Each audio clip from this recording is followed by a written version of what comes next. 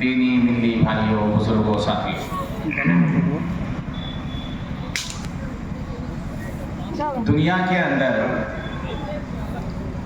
بہت سارے مذاہب دھرم پائے جاتے ہیں۔ ان مذاہب اور دھرموں میں ایک مذہب ہے مذہب اسلام۔ یہ وہ مذہب ہے جو 1400 سال پہلے محمد رسول اللہ صلی اللہ علیہ وسلم لے کر آئے تھے۔ اس مذہب کی بہت ساری خصوصیت ہے جو دوسرے مذہب کی نہیں ہے۔ حقیقت میں اگر دیکھا جائے تو یہ وہ مذہب ہے جو پوری انسانیت کے لیے، تمام لوگوں کے لیے، عربوں کے لیے ہے، اجمیوں کے لیے ہے، اس وقت کے لوگوں کے لیے ہے، اس وقت کے لوگوں کے لیے ہے، اور قیامت تک کے لوگوں کے لیے ہے۔ بلکہ یہ وہ مذہب ہے جس کا مکلف جن بھی ہے، جن ایک مخلوق ہے، اس کے لیے بھی یہ مذہب ہے۔ اور بعض اہل علم ذکر کرتے ہیں کہ ہمارے نبی جناب محمد رسول اللہ صلی اللہ علیہ وسلم بعث الی کافۃ الورى، تمام مخلوقات کی طرف آپ بھیجے گئے ہیں۔ اور اگر آپ دیکھیں، گہرائی سے دیکھیں، تو آپ کو معلوم ہوگا کہ یہ دین تمام انسانیت کے لیے مناسب ہے اور فٹ ہے۔ کچھ دھرم ایسے ہیں جو یہاں کے لوگ اس پر عمل نہیں کر سکتے صحیح معنی میں۔ بہت سارے ایسے دھرم ہیں جس کے اندر اتنی پیچیدگیاں ہیں کہ ہر جگہ کے لوگ، ہر طرح کے لوگ، ہر وقت کے لوگ، ہر سماج کے لوگ، جن کا طریقہ ہے کہ ہم دوسروں کو اپنے دین کی طرف، اپنے دھرم کی طرف نہیں بلاتے ہیں۔ جیسے یہودیت ہے، جیسے ہندو دھرم ہے، جیسے بدھ دھرم ہے۔ ان لوگوں کا کہنا یہ ہے، ان لوگوں کا عقیدہ یہ ہے کہ ہم کسی دوسرے کو اپنے دھرم کی طرف دعوت نہیں دیتے ہیں، نہیں بلاتے ہیں۔ جبکہ کچھ دھرم ایسے ہیں کہ وہ لوگ دوسروں کو اپنے دھرم کی طرف بلاتے ہیں، جیسے مذہب اسلام ہے، اسلام دھرم ہے، کرسچن ہے۔ یہ لوگ دوسروں کو، دوسرے دھرم کے ماننے والے کو اپنے دھرم کی دعوت دیتے ہیں، پیار سے، محبت سے، اچھے اسلوب سے۔ مذہب اسلام، اسلام دھرم وہ دھرم ہے جو دعویٰ کے ساتھ ہم کہہ سکتے ہیں، سچائی کے ساتھ ہم کہہ سکتے ہیں، ہمارا تجربہ ہے کہ اس دین کو، اس دھرم کو، اس شریعت کو کوئی بھی اپنا لے، وہ اس دھرم کے مطابق زندگی گزار سکتا ہے۔ اس کے اندر کوئی پیچیدگی نہیں ہے، بلکہ یہ دھرم سبوں کے لیے آسان ہے۔ رسول اللہ صلی اللہ علیہ وسلم فرماتے ہیں، ان الدین یسر، دین بہت آسان ہے، دین بہت آسان ہے، حقیقت میں بہت آسان ہے میرے بھائیوں۔ اور اسی طرح اس دین پر کوئی بھی عمل کر سکتا ہے، کوئی بھی ذات کا ہو، کوئی بھی برادری ہو، چاہے تو اس پر عمل کر سکتا ہے اور کر رہے ہیں۔ حقیقت یہ ہے کہ اس دھرم پر، اس دین پر عمل کر رہے ہیں۔ اس دین کی ایک بہت بڑی خصوصیت ہے کہ یہ دین صرف ایک اللہ تبارک و تعالیٰ سے مانگنے کی اجازت دیتا ہے، اسی پر بھروسہ کرنے کی اجازت دیتا ہے۔ اس دھرم کا مالک ایک ہے، اس دھرم کے اندر یہ بتایا جاتا ہے کہ تمہارا پیدا کرنے والا ایک ہے، ایک سے زیادہ نہیں ہے۔ یہ چیز اس کے اندر اوتار نہیں ہے، اس کے اندر یہ نہیں ہے کہ ایشور کسی کا، اللہ تبارک و تعالی کسی کا روپ اختیار کر سکتا ہے، نہیں، اس دھرم کے اندر نہیں ہے۔ اس کے اندر ہے پیدا کرنے والا خالق، کریٹر، اور جس کو اس نے پیدا کیا، پیدا کرنے والا ایک ہے اور وہ اکیلا ہے، اس کا کوئی شریک نہیں، اس کا کوئی ساتھی نہیں۔ قل هو اللہ احد اللہ الصمد لم یلد ولم یولد ولم یکن له کفوا احد۔ کہ نبی صلی اللہ علیہ وسلم آپ کہہ دیجئے کہ اللہ ایک ہے، اللہ بے نیاز ہے، اس کا کوئی شریک نہیں۔ اس دھرم کا مالک، پالنہار، رب ایک ہے، انیک نہیں ہے۔ اس دھرم کے جو پروفیٹ ہیں محمد رسول اللہ صلی اللہ علیہ وسلم، وہ بھی مخلوق ہیں، اس کو بھی ایشور نے پیدا کیا ہے۔ اور اگر ایک مسلمان اس پروفیٹ سے اتنا زیادہ محبت کرتا ہے، لیکن اس کے باوجود ایک مسلمان کبھی بھی کسی بھی نبی کا، کسی بھی پروفیٹ کا، حتیٰ کہ محمد رسول اللہ صلی اللہ علیہ وسلم کی عبادت نہیں کرتا، اس کے سامنے سر تک نہیں جھکاتا ہے۔ یہ دھرم وہ دھرم ہے، اس دھرم کا ماننا ہے، اس دھرم کا عقیدہ ہے کہ مسجد میں تو جاتے ہو نماز پڑھنے کے لیے، لیکن مسجد کی عبادت نہیں کرنی ہے۔ سجدہ تو کرتے ہو زمین پر، لیکن سجدہ وہ زمین کی عبادت نہیں کرنی ہے۔ خانہ کعبہ کا تم طواف کرتے ہو، لیکن خانہ کعبہ کی عبادت نہیں کرنا ہے۔ جب ایک مسلمان اپنی پیشانی کو زمین پر رکھتا ہے تو وہ زمین کی عبادت نہیں کرتا، زمین کا پوجا پاٹ نہیں کرتا، بلکہ کہتا ہے سبحان ربی الاعلی، کہ میرا رب پاک ہے، بلند ہے، سب سے اوپر ہے۔ اسلام دھرم میں کریٹر کا، ایشور کا، اللہ کا جس طرح ایک ایک کر کے اس کی تفصیل بیان کی گئی ہے، کسی دوسرے دھرم میں آپ نہیں پائیں گے۔ دوسرے دھرموں کا آپ مطالعہ کیجئے تو آپ کو معلوم ہوگا کہ خالق اور مخلوق کو ملایا جاتا ہے، کسی کے سامنے سجدہ کیا جاتا ہے، کسی کے لیے جھکا جاتا ہے، لیکن مذہب اسلام میں ایک اللہ، ایک مالک، جس کو تمام لوگ جانتے ہیں کہ سب کا مالک ایک ہے، سب کا مالک ایک ہے۔ اس لیے میرے محترم بھائیو دوستو، اس دین کی یہ خوبی، یہ خصوصیت آپ کسی بھی دوسرے دھرم میں، کسی بھی دوسرے مذہب میں، دوسری شریعت میں آپ نہیں پا سکتے۔ اس مذہب کی ایک اہم خصوصیت ہے کہ یہ مذہب پوری انسانیت کے لیے فٹ ہے۔ امریکہ کے لوگ امریکہ میں رہتے ہوئے، وہاں کی تہذیب، وہاں کی ثقافت میں رہتے ہوئے، اگر وہ چاہے کہ من و عن اس شریعت پر عمل کرے جو شریعت اللہ تبارک و تعالیٰ نے محمد رسول اللہ صلی اللہ علیہ وسلم کے واسطے سے بھیجا تھا، وہاں رہتے ہوئے لوگ عمل کر سکتے ہیں۔ آپ امریکہ میں رہیں، امریکہ کا لباس پہنیں، امریکہ کا کھانا کھائیں، امریکہ کی تہذیب آپ کے پاس ہو، آپ یورپ میں رہیں، یورپ کی تہذیب میں رہیں، لیکن اگر وہاں رہ کر کے جس طرح اس وقت ہمارے صحابہ اکرام اس دین پر عمل کرتے تھے، اگر آج امریکہ میں رہ کر کے اور کر رہے ہیں، کوئی فرق نہیں میرے بھائی، ذرہ برابر کوئی فرق نہیں ہے۔ یہ پوری انسانیت کے لیے ہے۔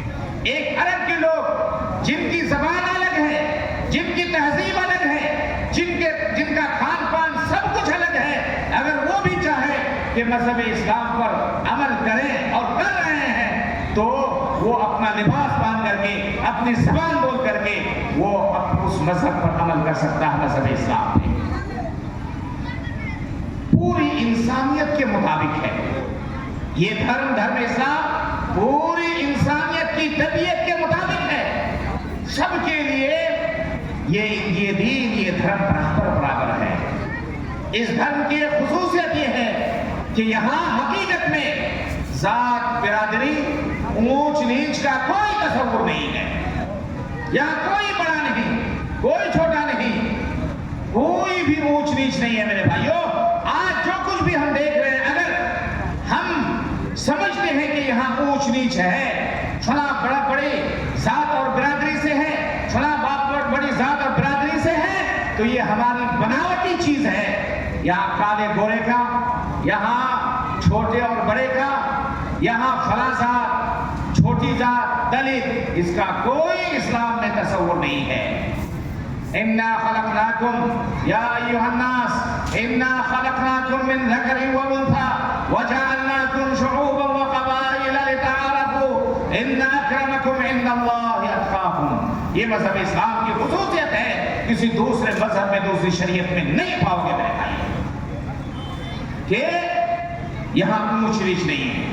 اگر آپ کے ذہن میں، آپ کے دماغ میں اگر اس طرح کی کوئی چیز ہے کسی مسلمان کے دماغ میں کہ انسان میں اونچ نیچ ہے، کوئی اوپر ہے کوئی نیچے ہے، تو آپ سمجھ جائیے کہ یہ آپ کی بناوٹی چیز ہے۔ اسلام میں ایسی کوئی چیز نہیں ہے میرے بھائی۔ مذہب اسلام کی ایک خوبی ہے، ایک خصوصیت ہے کہ قبر سے لے کر کے، ماں کے پیٹ سے لے کر کے، یا ولادت سے لے کر کے، پیدائش سے لے کر کے لحد تک، قبر تک زندگی گزارنے کے ایک ایک پل، ایک ایک طریقہ مذہب اسلام کے اندر موجود ہے۔ اور آپ تلاشو میرے بھائیوں، چیلنج ہے، آپ کسی دوسرے مذہب کے اندر یہ چیز نہیں پائیں گے۔ بچہ پیدا ہو اس وقت کیا کرنا چاہیے، مذہب اسلام کے اندر موجود ہے۔ بلکہ بچہ جب ماں کے پیٹ کے اندر ہوتا ہے، 40 دن کا ہوتا ہے، آج کی بات نہیں میرے بھائیوں، آج سے 1450 سال پہلے قرآن کریم میں اور ہمارے نبی جناب محمد رسول اللہ صلی اللہ علیہ وسلم نے اپنی حدیث میں، انتہائی صحیح حدیث میں، ایک ایک کر کے بچہ جب ماں کے پیٹ میں ہوتا ہے کتنا دن رہتا ہے اور کب کب اس کے ساتھ کیا کیا جاتا ہے، ایک ایک کر کے ہماری شریعت کے اندر موجود ہے، جو کسی دوسرے دھرم کے اندر آپ نہیں پا سکتے ہیں۔ بچہ جب پیدا ہوتا ہے اس کے ساتھ کیا کیا جائے، بچہ جب چھوٹا ہوتا ہے اس کے ساتھ کیا کیا جائے، اس کی کیسے تعلیم و تربیت کی جائے، بچہ جوان ہو تو اس کے ساتھ کیا سلوک کیا جائے، ایک ایک چیز۔ جوان ہونے کے بعد آپ کیا کرتے ہیں، کیا کھاتے ہیں، کس طرح آپ کو رہنا ہے، یہ تمام چیزیں ایک ایک کر کے بیان کر دی گئی ہے۔ یہ چیز کہیں نہیں پاؤ گے میرے بھائی۔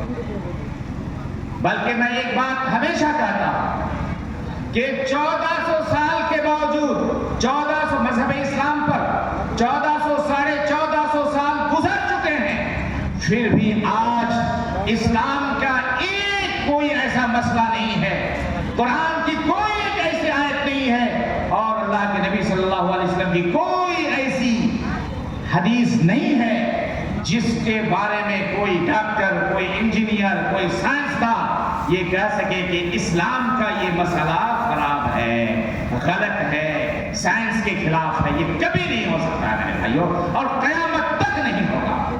بلکہ جو سائنس نے ترقی کی، تو اسلام کی حقانیت اور زیادہ واضح ہو گئی، اسلام کی حقانیت اور زیادہ واضح ہو گئی۔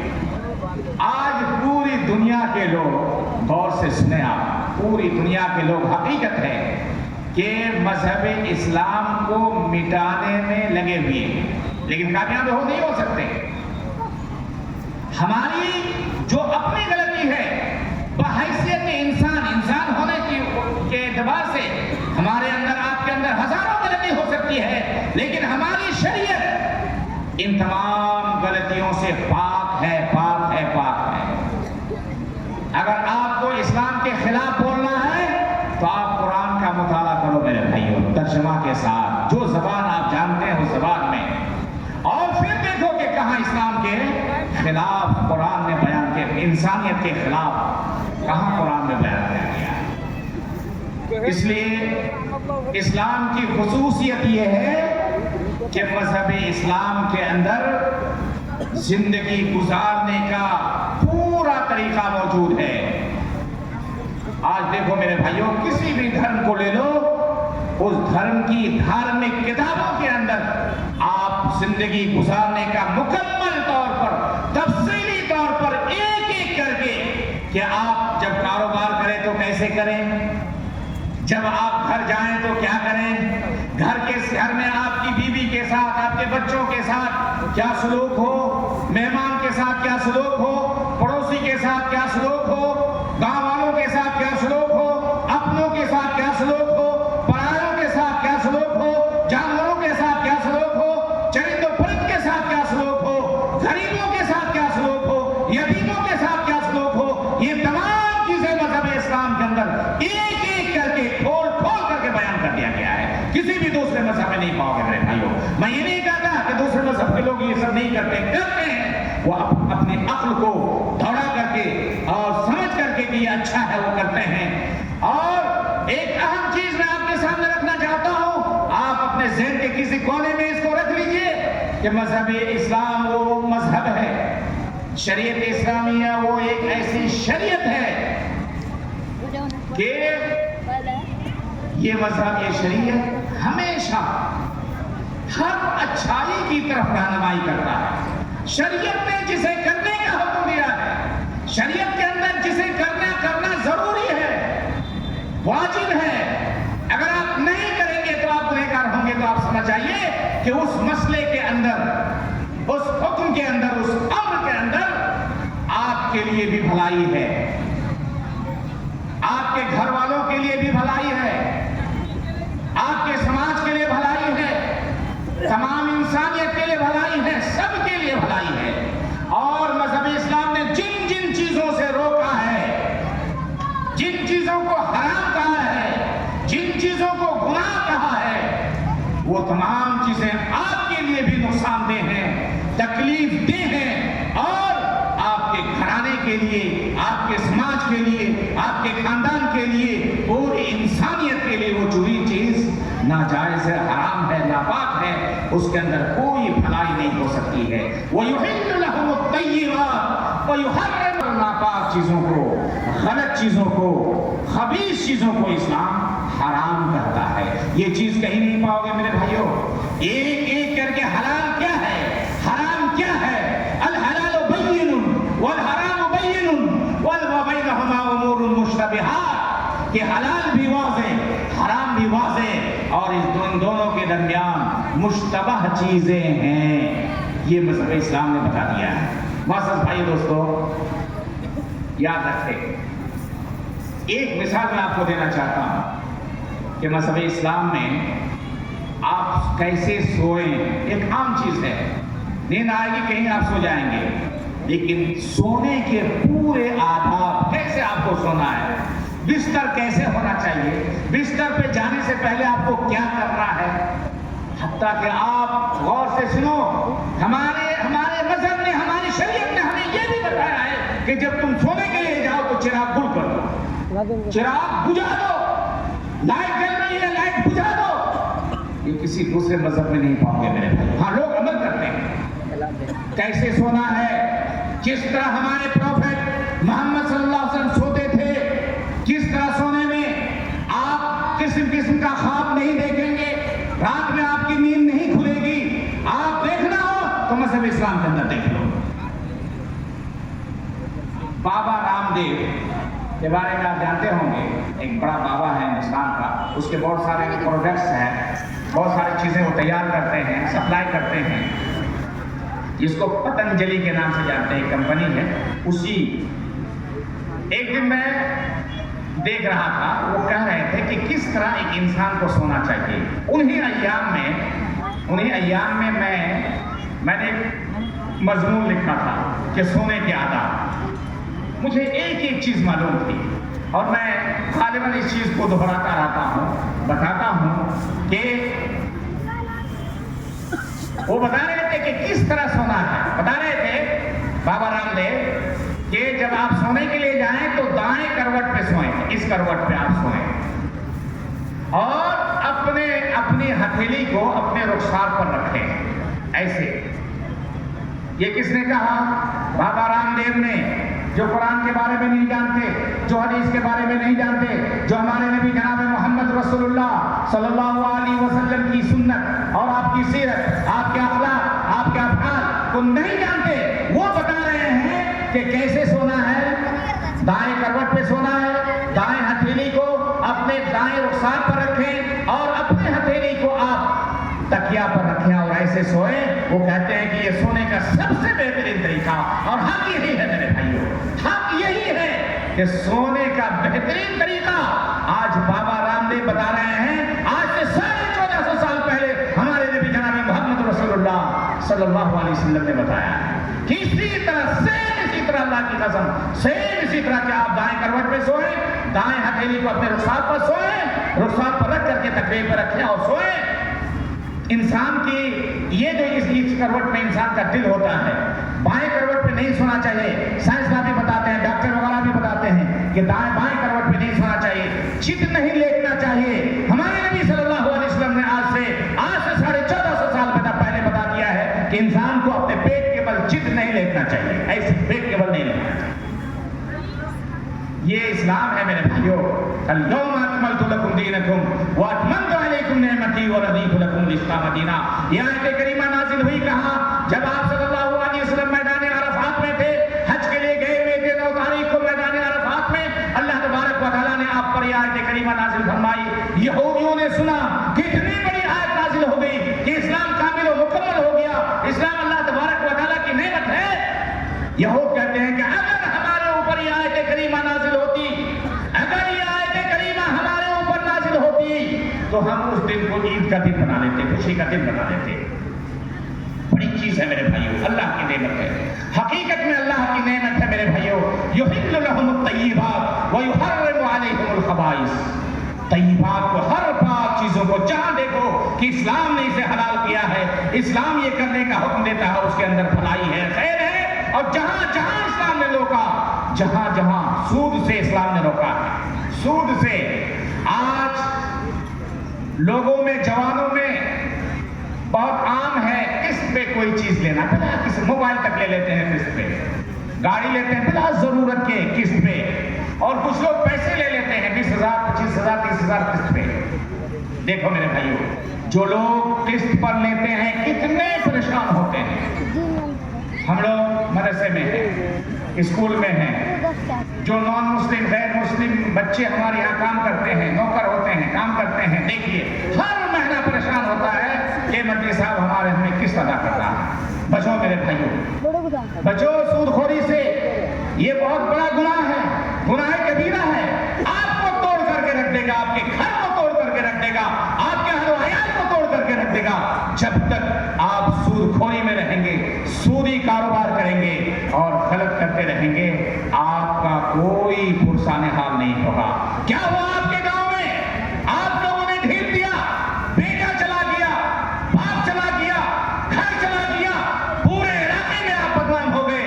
اس لیے کہ آپ نے اسلام کو چھوڑ دیا تھا، آپ نے مکمل طور پر قرآن کو چھوڑ دیا تھا، آپ نے مکمل طور پر اللہ کے نبی جناب محمد رسول اللہ صلی اللہ علیہ وسلم کو چھوڑ دیا تھا. یہ صرف ان کی غلطی نہیں، اس گھرانے کی غلطی نہیں، بلکہ اس غلطی میں تمام گاؤں کے لوگ، تمام سماج کے لوگ اس میں برابر کے شریک ہیں میرے بھائیوں. بیٹا بھی کل آج مجھے معلوم ہوا کہ وہ بھی دنیا سے چلا گیا ہے، واللہ تعالی عالم. لیکن میں نے سنا کہ وہ چلا گیا ہے.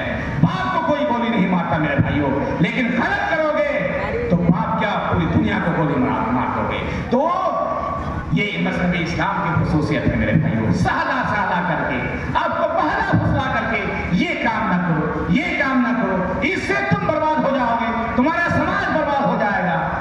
اخیر میں ایک بات میں ایک دو باتیں اور کہنا چاہتا ہوں میرے بھائیوں مذہب اسلام سے متعلق. مذہب اسلام سے اچھا کوئی دھرم نہیں ہے، کوئی دھرم نہیں ہے. سب سے زیادہ پھیلنے والا مذہب. لیکن افسوس یہ ہے کہ آج ہم نام کے مسلمان ہیں. اگر صحیح معنی میں ہم مسلمان ہوتے، صحیح معنی میں قرآن پڑھتے، صحیح معنی میں قرآن کے مطابق چلتے،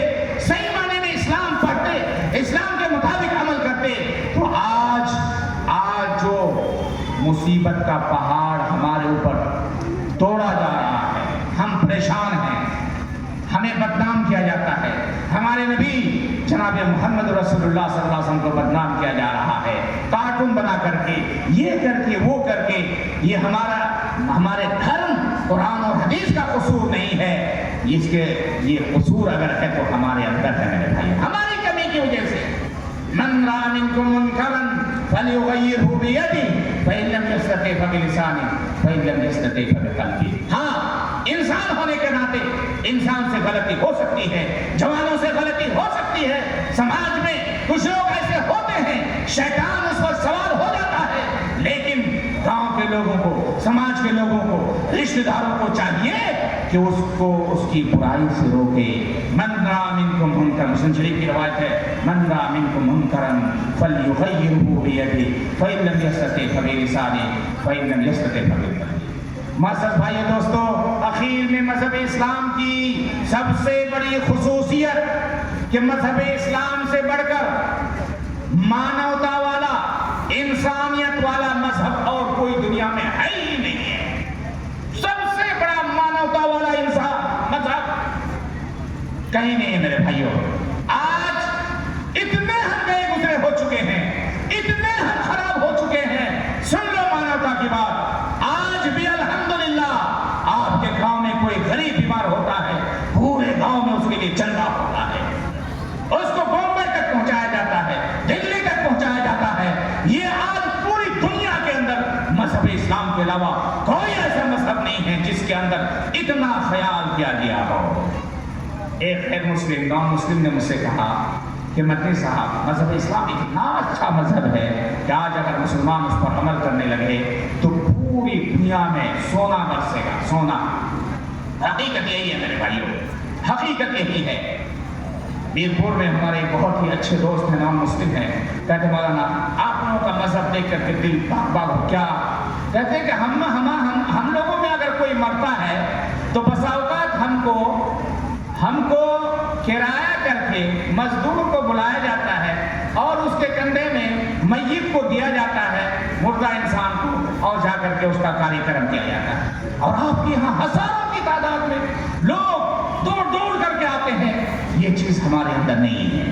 حقیقت یہی ہے میرے بھائی، حقیقت یہی ہے کہ انسان مسلمانوں میں کتنا ہی بڑا ظالم و جابر جب دنیا سے گزرتا ہے، دل میں ہر مسلمان چاہتا ہے کہ اس کو میں معاف کر دوں اور معاف کر دیتا ہے۔ یہ چیز کہیں نہیں پاؤ گے میرے بھائی۔ اتنا اعلان ہوتا ہے کہ ہاں میت کے اوپر اگر کسی کا کوئی حق ہو، میت نے کسی پر اگر ظلم کیا ہو، میت کا اگر کسی پر بقیہ ہو تو آؤ آ کر کے دے دو، اس کا ورثہ دینے کے لیے تیار ہے۔ الحمدللہ مسلمان کتنے ہی فاسد ہو چکے ہیں، کتنے ہی خراب ہو چکے ہیں، کتنے ہی ظالم ہو چکے ہیں، لیکن کم سے کم شرم اور حیا کے مارے وہاں کوئی کھڑا نہیں ہوتا ہے میرے۔ چلو دینا ہوگا بعد میں کہیں گے، دے گا نہیں دے گا۔ سب سے بڑا مانوتا والا انسان مذہب، یہ مذہبی اسلام ہے۔ ہمارے نبی جناب محمد رسول اللہ صلی اللہ علیہ وسلم کے پاس ایک غلام تھا، زید بن حارثہ، آپ نے آزاد کر دیا۔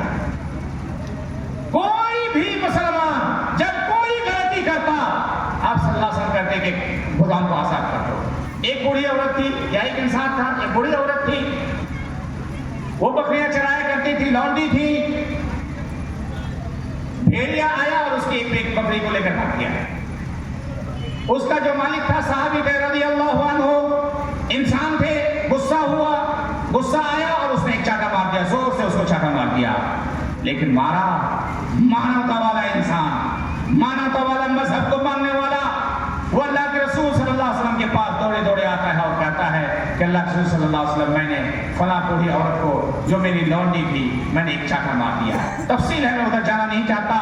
آپ صلی اللہ علیہ وسلم نے فرمایا تم نے جب گناہ کیا تو اس کو آزاد کر دو، اس کو آزاد کر دو۔ جب بھی کوئی بھی کفارہ دیکھو میرے بھائیوں، یہ مانوتا والا مذہب، جب بھی کوئی انسان بڑا گناہ کرتا ہے تو اس کو پہلے یہی کہا جاتا ہے کہ غلام آزاد کرو۔ غلام کا زمانہ تھا اس زمانے میں، غلام آزاد کرو، مسکین کو کھانا کھلاؤ، 60 مسکین کو کھانا کھلاؤ، 10 مسکین کو کھانا کھلاؤ۔ یہ مذہب کہیں نہیں پاؤ گے میرے بھائی۔ آج اخیر میں کہنا چاہتا ہوں، اخیر میں کہ آج پوری دنیا کے اندر لوگ کہتے ہیں، اللہ کی قسم غلط کہتے ہیں کہ اسلام تلوار کے زور سے پھیلا۔ آج لوگ کہتے ہیں، غیر مسلم کہتے ہیں کہ اسلام تلوار کے زور سے پھیلا۔ اللہ کی قسم اسلام تلوار کے زور سے کبھی پھیلا نہیں ہے۔ اسلام اگر پھیلا ہے تو اخلاق سے پھیلا ہے، دیانتداری سے پھیلا ہے، امانتداری سے پھیلا ہے۔ اسلام کے اپنے عقائد اور اپنے اخلاق اور اپنے اعمال کے ذریعے اسلام پھیلا ہے۔ اسلام ہندوستان میں کب آیا؟ حضرت عثمان غنی رضی اللہ عنہ 35 ہجری میں انتقال فرمائے، سن 35 ہجری میں۔ ان سے پہلے ہی، ان کے انتقال سے پہلے عثمان غنی کے زمانے میں ہندوستان میں جو بڑا ہندوستان تھا اس وقت آ چکا تھا اسلام۔ محمد بن قاسم نے فتح کے ذریعے، فتوحات کے ذریعے سندھ پر قبضہ کیا، وہ الگ مسئلہ ہے۔ اس سے پہلے ہی اسلام ہندوستان میں آ چکا تھا، کیرل وغیرہ میں آ چکا تھا، اس سے بہت پہلے۔ کیسے آیا، کیسے پھیلا؟ دیکھ لو میرے بھائیوں، تاریخ ہسٹری پڑھ کر کے دیکھو۔ چائنا میں آج اتنے مسلمان ہیں، انڈونیشیا میں اتنے سارے مسلمان ہیں، بلکہ سب سے زیادہ اگر تعداد کے اعتبار سے، سرکاری اعداد و شمار کے اعتبار سے اگر سب سے زیادہ کسی ملک میں مسلمان ہے تو وہ انڈونیشیا ہے۔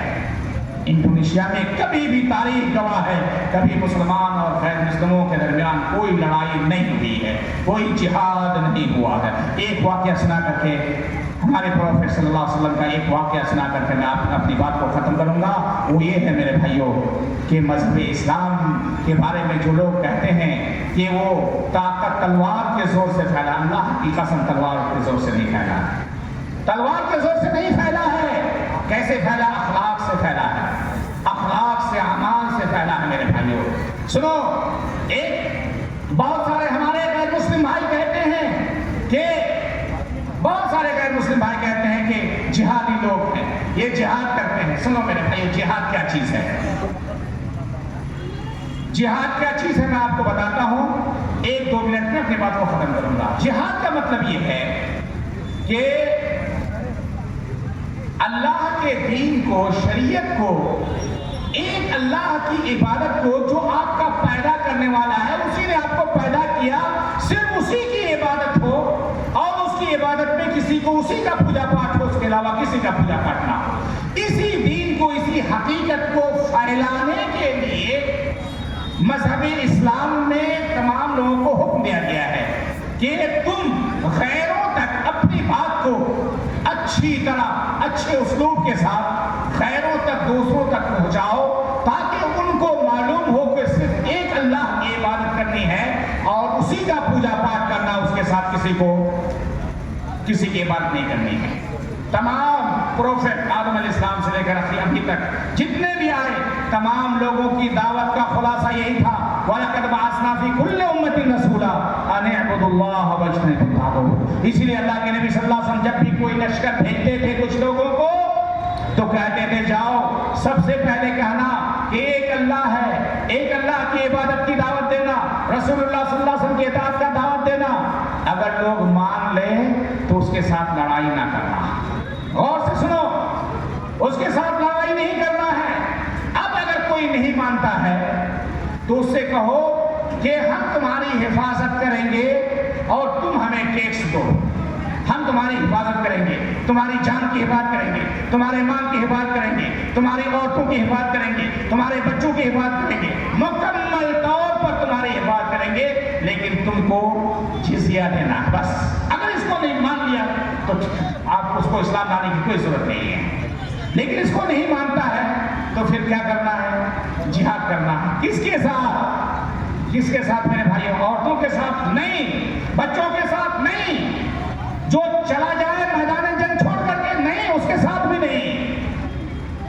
بچوں کو بھی نہیں ماننا، جوانوں کو بھی نہیں، عورتوں کو بھی نہیں ماننا، اور جو پیٹ پھیر کے چلا جائے اس کو بھی نہیں ماننا۔ کس کو ماننا ہے؟ جو تمہیں ماننے کے لیے آئے اسی کو ماننا ہے۔ یہ کل جہاد کا، جہاد کی کہانی ہے میرے بھائیوں، کل جہاد کی کہانی یہی ہے۔ اور حضرت اللہ کے رسول صلی اللہ علیہ وسلم نے ایک لشکر کو بھیجا، اس میں ایک تھے زید بن اسامہ بن زید، اللہ کے رسول صلی اللہ علیہ وسلم کے غلام کے بیٹے اسامہ انہوں نے میدان جنگ میں ایک غیر مسلم پر تلوار اٹھائی، ایسے تلوار اٹھائی، اور وہ غیر مسلم تھا، اس نے کہا اشہد ان لا الہ الا اللہ واشہد ان محمد رسول اللہ۔ اسامہ بن زید نے سمجھا کہ یہ شاید تلوار کی وجہ سے اسلام قبول کیا، اس لیے اس نے مار دیا اس کو اور اس پر تلوار چلا دی، لیکن دل میں بات آئی کہ ہو سکتا ہے مجھ سے غلطی ہوئی۔ محمد رسول اللہ صلی اللہ علیہ وسلم کے دربار میں آپ کی خدمت میں حاضر ہوئے، انہوں نے کہا کہ اللہ رسول صلی اللہ علیہ وسلم ایسا ایسا ہوا۔ اللہ کے رسول صلی اللہ علیہ وسلم نے بار بار دہرایا، آپ کہتے رہے، کیا کہتے رہے میرے بھائیوں؟ اقتلتہ وہو قال لا الہ الا اللہ، اسامہ تم نے اس شخص کو قتل کر دیا، اس نے لا الہ الا اللہ کہا، بار بار کہتے رہے اللہ کے رسول صلی اللہ علیہ وسلم۔ اس نے کہا اللہ کے رسول صلی اللہ علیہ وسلم وہ تلوار کے ڈر سے، جب میں نے اس پر تلوار اٹھایا تب اس نے تلوار کے ڈر سے اشہد ان لا الہ الا اللہ کہا۔ پھر اللہ کے رسول سے اور غضبناک ہو گیا، آپ نے کہا حلا شققت قلبہ، اے اسامہ تم نے اس کے دل کو چیر کر کے دیکھا تھا؟ بار بار کہتے رہے ماذا تصنع بلا الہ الا اللہ، قیامت کے دن جب وہ لا الہ الا اللہ کے ساتھ تمہارے پاس آئے گا کیا کرو گے؟ کہتے رہے۔ آگے لکھتے ہیں کہ اللہ کے رسول صلی اللہ علیہ وسلم نے دیت بھی دلایا تھا۔ تو یہ بات ہے میرے بھائیوں، مذہب اسلام ایک مانوتا والا مذہب ہے، اور مذہب اسلام آپ کو درس دیتا ہے، آپ کو حکم دیتا ہے کہ جس طرح آپ اپنوں کے ساتھ بھلائی کرتے ہیں، اپنے غریبوں کے ساتھ آپ بھلائی کرتے ہیں، جس طرح اپنے مسلمان یتیموں کے ساتھ آپ بھلائی کرتے ہیں، جس طرح آپ مسلمان بچوں کو پڑھانے کے لیے آپ پریشان ہوتے ہیں، آپ اسی طرح غیروں کے ساتھ بھی یتیم کی کفالت کے لیے مسلمان اور غیر مسلمان کی کوئی تحدید نہیں ہے، بیمار کے لیے مسلمان اور غیر مسلمان کی کوئی تحدید نہیں ہے۔ آپ اگر کوئی مسلمان بیمار ہوتا ہے تو آپ اس کے لیے چندہ کرتے ہیں، ایک غیر مسلم بھی اگر بیمار ہو تو آپ اس کے لیے بھی چندہ کیجیے، اس کا بھی علاج کروائیے، اس کے گھر میں اگر کھانا نہ ہو اس کے گھر کو بھی آپ دیکھیں۔ آپ کو معلوم ہے کہ صحابہ کرام رضی اللہ عنہم اجمعین کس طرح غیر مسلموں کے ساتھ بہترین انداز میں پیش آتے تھے۔ یہ غلط میڈیا نے پھیلایا ہے، یہ غلط چیزیں غیروں نے پھیلایا ہے کہ اسلام کا مطلب یہ ہے، مسلمان کا مطلب یہ ہے کہ مسلمان صرف اپنوں کے ساتھ بھلائی کرے، مسلمان غیر مسلموں کے ساتھ بھلائی نہیں کر سکتا۔ نہیں میرے بھائیوں، قرآن کریم میں جہاں اللہ تبارک و تعالیٰ نے مومنین کے بارے میں کہا ہے کہ مومنوں ایسا کرو، وہاں اللہ تبارک و تعالیٰ نے پورے انسان کو، تمام انسانوں کو مخاطب کیا ہے۔ آج اگر ہمارے غیر مسلم بھائی ہمارے اوپر تلوار اٹھاتے ہیں، ہمیں برا بھلا کہتے ہیں، اللہ کی قسم اس کا سبب اگر وہ لوگ ہیں، اس کے دوشی اگر وہ لوگ ہیں تو اس سے کہیں زیادہ دوشی آج ہم مسلمان ہیں۔